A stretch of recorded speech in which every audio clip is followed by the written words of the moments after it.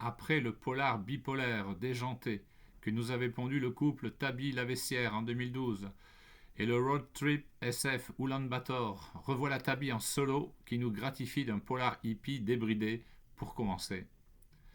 Le solo en question, Paradise de nom, tombe très vite en enfer quand une miraculeuse sacoche remplie de jolis bifetons échoue dans ses paluches tremblantes. Bien mal acquis ne profite jamais. Sauf que la raison de notre éthylique héros ne tient pas longtemps la route.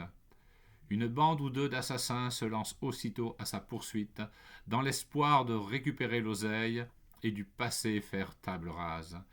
Le polar incendiaire laisse aussitôt place à une chevauchée fantastique vers le Big Sur ou Grand Sud, cher à Kerouac.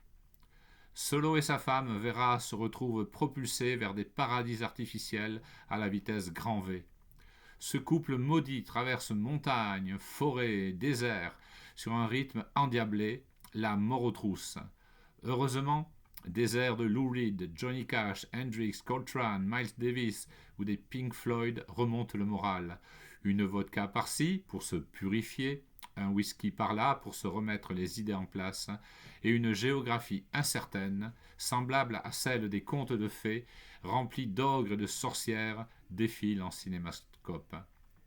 Pays slave en hiver, Est post-communiste, les Rocheuses et la Californie on situe à peu près.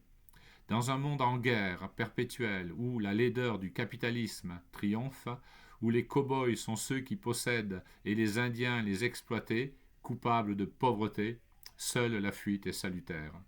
Et dans la fuite, des âmes fulgurantes, 1275, comme dans un roman de Jim Thompson, coupent le chemin. Foisonnant, baroque, cauchemardesque ou délirant, ce roman se lit aussi comme un guide gastronomique pas piqué des gaufrettes. Il y a à boire et à manger.